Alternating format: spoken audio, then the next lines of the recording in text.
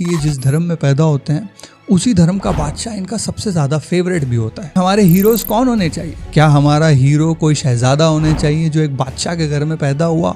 ये कहानी है मौलाना मोहम्मद अली जौहर की, उनके रेजिस्टेंस की और उनके बगावत की। कहते हैं कि उनकी कलम सिर्फ लिखती नहीं थी, दहाड़ती थी। उसी लड़ाई को आगे बढ़ाने के लिए मौलाना ने पॉलिटिकल मूवमेंट अब ज्वाइन करी।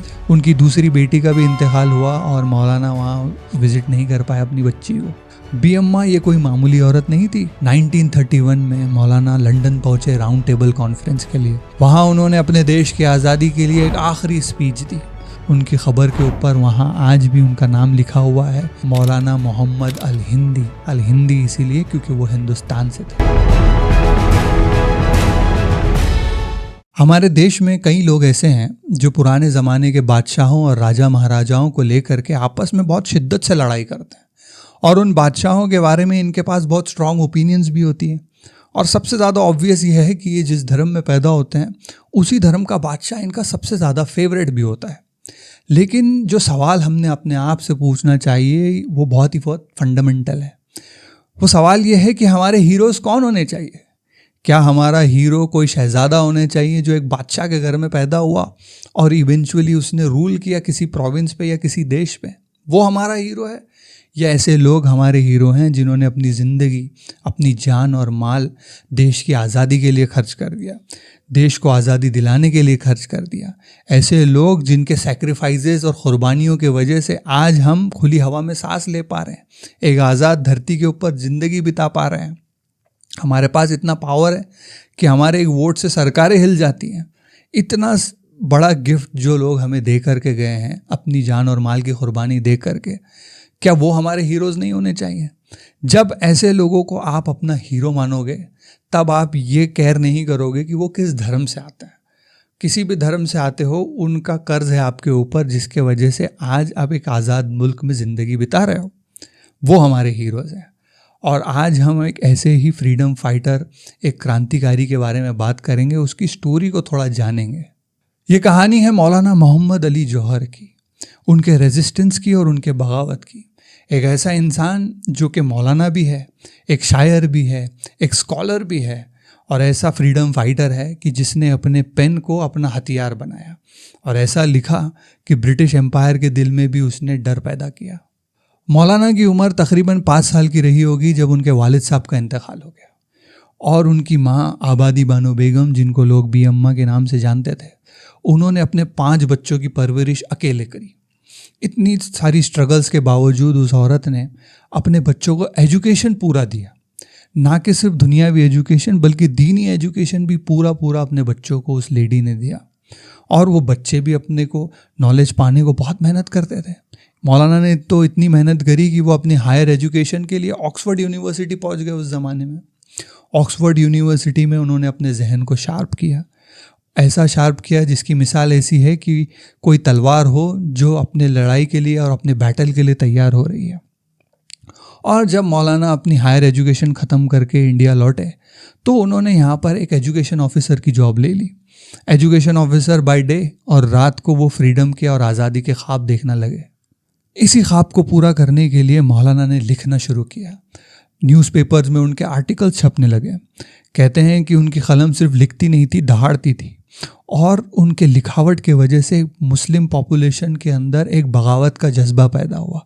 मुस्लिम पॉपुलेशन यूनाइट करी उन्होंने और उनको गैल्वनाइज किया ब्रिटिश गवर्नमेंट के ख़िलाफ़। कहते हैं कि वो जब लिखते थे तो वो सिर्फ क्रिटिसाइज़ नहीं करते थे, मूवमेंट्स खड़ी कर देते थे अपने पेन के ताकत से। उसी लड़ाई को आगे बढ़ाने के लिए मौलाना ने पॉलिटिकल मूवमेंट अब ज्वाइन करी। मुस्लिम लीग को उन्होंने ज्वाइन किया और क्विकली वो उस लीग के प्रेसिडेंट भी बन गए। कहते हैं लेटर उनके कुछ पॉलिटिकल डिफरेंसेस के वजह से उन्होंने मुस्लिम लीग से रिज़ाइन किया और इंडियन नेशनल कांग्रेस ज्वाइन की। और मौलाना की शख्सियत सिर्फ फॉलो करने वाली नहीं, वो लीड करने वालों में से थे। इंडियन नेशनल कांग्रेस में भी वो राष्ट्रीय अध्यक्ष की पोस्ट पे पहुंच गए। और कहते हैं खिलाफत मूवमेंट और नॉन कोऑपरेशन मूवमेंट, ऐसी सारी मूवमेंट चलाने में बहुत क्रिटिकल और पिवटल रोल उन्होंने निभाया। आज़ादी की लड़ाई एक ऐसी लड़ाई है जो इंसान से सिर्फ बगावत और हिम्मत नहीं मांगती, उससे क़ुरबानी भी मांगती है। ऐसा ही हुआ मौलाना के साथ। एक बार का वाक़या है कि मौलाना ब्रिटिश एम्पायर की जेल में बंद थे और उनकी एक बेटी को एक बीमारी हुई। उस बीमारी से उनकी बेटी का इंतकाल भी हो गया और कुछ ही दिन के वक्फे पे दूसरी बेटी को भी सेम बीमारी हुई। मौलाना ये चाहते थे कि उनको जेल से थोड़े दिन के लिए छोड़ा जाए और अपनी बेटी से जाकर के मिले, और उन्होंने ब्रिटिश गवर्नमेंट को इसके लिए रिक्वेस्ट भी करी, लेकिन ब्रिटिश सरकार ने वहाँ भी अपना कमीनापन दिखाया। उन्होंने मौलाना को कहा कि आप एक लेटर लिखिए माफ़ी मांगते हुए हमसे, जिन चीज़ों को आपने हमारे ख़िलाफ़ लिखा उसके लिए हमसे माफ़ी मांगिए, तभी हम आपको जाने देंगे अपनी बेटी से मिलने के लिए। जब ये बात मौलाना की माँ को मालूम पड़ी तो मौलाना की माँ ने उनको लिखा कि अगर तू ऐसा कोई लेटर लिखेगा तो मैं अपने हाथ से तेरा गला दबा दूंगी। ऐसी हिम्मत वाली वो माँ थी, और ऐसा ही हिम्मत वाला वो बेटा भी था। उनकी दूसरी बेटी का भी इंतकाल हुआ और मौलाना वहाँ विज़िट नहीं कर पाए अपनी बच्ची को। इतनी बड़ी सैक्रिफाइस उन्होंने अपने देश की आज़ादी के लिए दी, और फिर भी मौलाना टूटे नहीं। बहुत मशहूर शेर उनका उस बाद में हुआ, उसके बाद उन्होंने लिखा कि तेरी सेहत तो हमें है मंजूर, लेकिन अगर उसको मंजूर नहीं तो हमको भी मंजूर नहीं। ये लेवल था उन लोगों के ईमान का, उनकी हिम्मत का, उनके सैक्रिफाइसेस का। ये लेवल था जो उन्होंने अपने देश के लिए दी। हम थोड़ी बात मौलाना की माँ की भी करते हैं, बी अम्मा। बी अम्मा ये कोई मामूली औरत नहीं थी।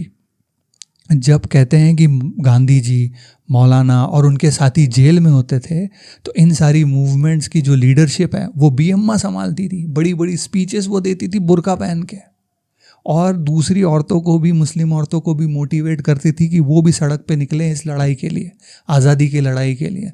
बी अम्मा का हिंदू मुस्लिम यूनिटी के ऊपर जो स्पीच है वो भी बहुत लोग सुनते थे। वो दोनों कौमों को इंडिया की दो आंखें कहती थी। और बी अम्मा ये आज़ादी की लड़ाई में एक बहुत ही पिविटल रोल, बहुत इम्पॉर्टेंट रोल उन्होंने निभाया। और इस आज़ादी की लड़ाई के पहले भी वो एक लड़ाई लड़ चुकी थी, अपने बच्चों के एजुकेशन की लड़ाई। कहते हैं कि उस ज़माने में एक अनएजुकेटेड औरत बी अम्मा ने यह तय कर लिया था कि वो अपने बच्चों को इंग्लिश मीडियम से ही पढ़ाएगी।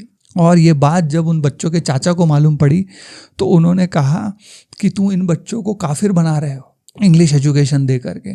तो बच्चों के चाचा ने खर्चा देने से मना कर दिया एजुकेशन का। तो बी अम्मा तब भी हार नहीं मानी। बी अम्मा ने अपनी ज्वेलरी बेच करके बच्चों को अच्छा एजुकेशन दिया, इंग्लिश मीडियम से पढ़ाया। इस लेवल की फॉरवर्ड थिंकिंग वाली औरत उस ज़माने में पैदा हुई। इस लेवल का डेडिकेशन अपने बच्चों के एजुकेशन के लिए, इस लेवल का इन्वेस्टमेंट अपने देश की आज़ादी के लिए उस औरत ने किया। अब आते हैं मौलाना के आखिरी सफ़र की तरफ।